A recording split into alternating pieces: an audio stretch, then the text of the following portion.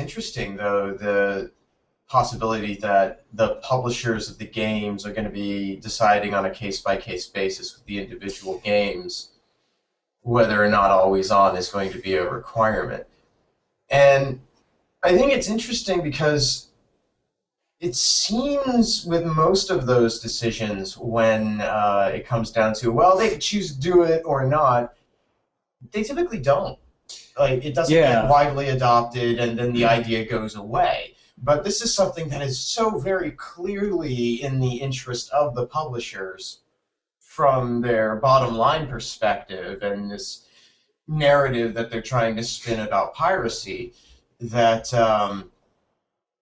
I can see some going for it. I'm surprised Microsoft, if this is true, would do that because what you're saying, I mean, leaving it up to them seems like a better outcome for us than leaving it up to Microsoft. It seems very much not like a Microsoft thing to do. Mm-hmm.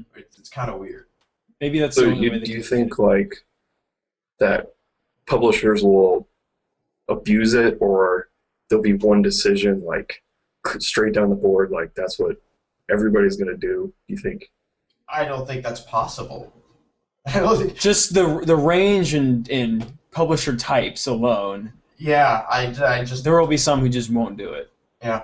I mean, it doesn't really make any sense either because it's all based upon what the game is. Like, if it's a multiplayer game, well, it's going to have to be always on because, I mean, it's an online multiplayer game. That's just what it is. But, I mean, if it's a single-player game, it doesn't make any sense.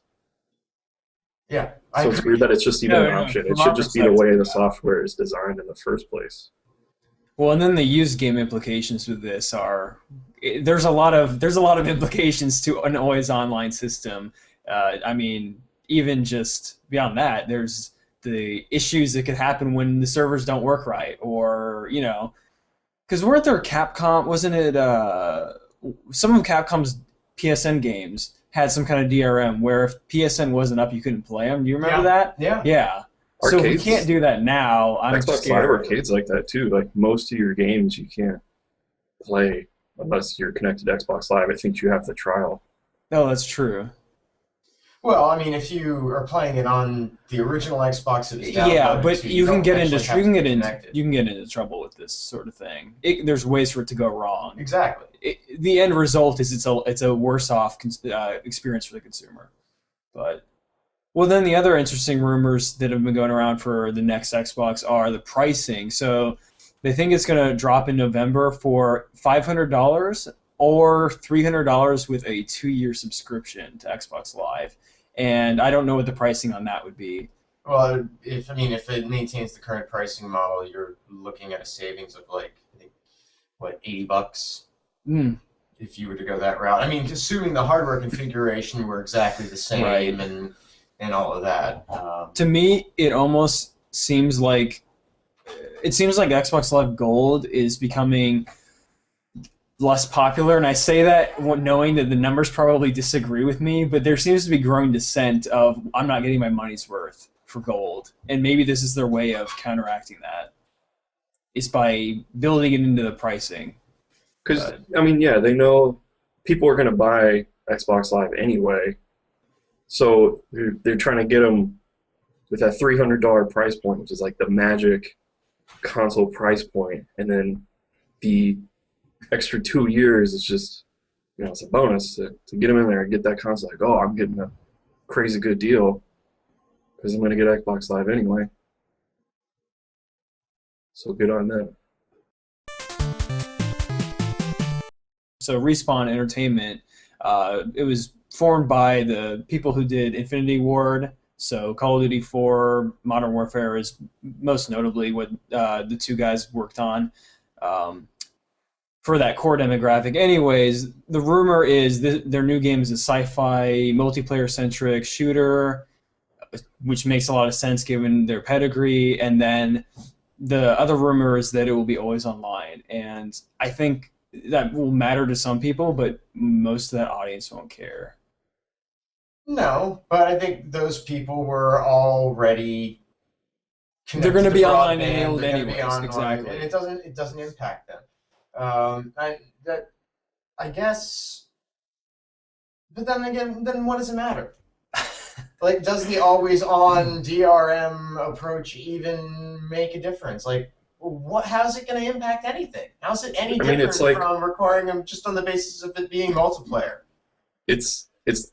I mean, they're not trying to fool you. They're saying it's an online game, so it's gonna have to be always online. I mean, you're not fooling anybody. You know what you're getting into.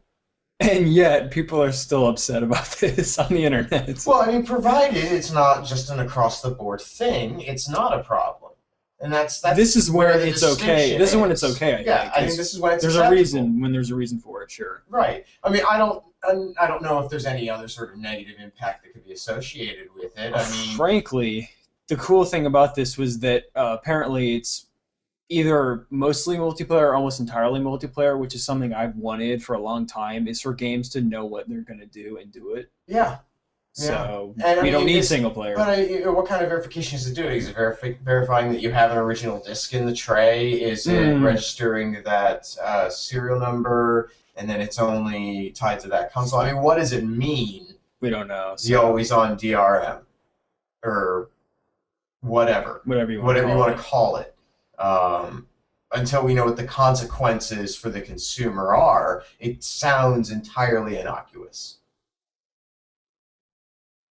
Oh, and also Microsoft apparently is courting Respawn and EA to make this an exclusive for 360 and the next Xbox, or just the next Xbox. So there's that. Those good old third-party exclusives that we used to have are maybe coming back. I know. Yeah, I think that would be short-lived practice, though. I think that would be, first year or two of the console launch, and then it'd be right back to business as usual there. Right? They're trying to get people to draw battle lines because a little friendly competition will drive everybody's sales and up. Microsoft needs it more than Sony would at this point. Sony has quite a few internal studios, and they're doing the whole indie thing now, apparently, so... Microsoft, I don't know what they have. Halo, Forza, Gears, maybe. I mean, if they're gonna. I don't think that's enough to sell anybody on the next Xbox, whatever it's going to be. I mean, Sony's killing it. Like, so if Xbox has cool games, well, I'm sure PS4 is going to have those cool games too, as it usually goes. And then Sony's got the extra, exclusives they've already announced. So yeah, Xbox needs something. And something that does not connect. Yeah. They need something that's going to generate some excitement, and maybe that comes in May. Maybe we'll finally have something really positive to talk about other than more than 100 friends. I hope so. I'm down on them right now, but I don't want them to fail. I would like the consoles to all be good. Yeah. Because why not? But this... we need more information soon. That's the troubling part, is that they're not coming out and that they've taken this long, May 21st, to say anything. It's not good. No. That's frightening. Did you play Blood Dragon yet, Brett? No, I've been in full final mode, so I don't even know what video games are. I know that mode all too well. I'm excited for it, though. You're going to, though? Yeah, I'm excited for it. I really want to play it. I don't know if that'll be like the first game I play when I'm done after this week, but that's probably not a bad idea. You can shut your mind off and shoot some dragons and knife people. Yeah, and shoot people with a bow. I recommend it. Yeah, I watched that one video with the creative director. He was like walking through it, and that was so hilarious. That sold me. I was like, yeah, I need this game. This is for me. Yeah, it's a lot of fun. The thing that I like about Blood Dragon is that I don't like Far Cry at all, really. It just doesn't. It's never held my interest, and I think it's probably just military guy, tropical islands. Well, the new one, you're a douchebag, but yeah. Okay, fine. Party douchebag, tropical island. Same difference. But this is, a smaller game, which is something I need for my sandbox titles in general. But just a little slice of the gameplay, which I've never had a problem mechanically with Far Cry. I think it's really interesting, but in a completely different package that is much more palatable to me and at a more reasonable price. And I can see people just grabbing it for intrigue's sake, and then maybe going and buying Far Cry 3. I could absolutely see that. Just more generally, I wish that we got more spin-offs like this. We were talking before about, let's see, Red Dead had Undead Nightmare. Did you play that? Mm-hmm. Okay, I heard that was really good. Yeah, that was fun. I like that. Halo 3 had ODST. Yeah, but ODST was like a big. That was like a full game, though. I mean, I'm talking It more. It was a spin-off, though. I mean, it was. Well, it's a spin-off, but no, I mean, what we're talking about is like taking a game and then making like a smaller sub-version possibly of the game. Possibly standalone, but not necessarily. Yeah, that's completely different from the exactly. original. That's so, and that's why I like it, is that you get them to, so they can leverage everything they've done successfully, and then they can experiment and be crazy. So like zombies in Red Dead, or cyborgs and dragons in Far Cry. I imagine most of those games were just like, they just made them for fun on their own. They're like, yeah, let's make this an actual thing. Let's just go for it. Yeah, imagine that in game design, doing something for fun. Novel concept. But it's fantastic because it's way better than DLC. DLC is generally generally is kind not of crappy. Fleshed out enough. And it's such a smaller package. And here, like Blood Dragon, for example. I mean, it's a 2-3 hour game probably. You can get and then bonus stuff, and there's probably a good 8 total hours of content there for $15, which is not unreasonable for a downloadable title. And they're using material in a lot of ways that they already have, some new art and audio and so forth, and not to discount the amount of effort that goes into these things, but you've already got the tools at your disposal, and you can make and sell the product again. I just thought of another one, Alan Wake. Oh, the new Nightmare. Mm-hmm. Yeah, that was really cool too.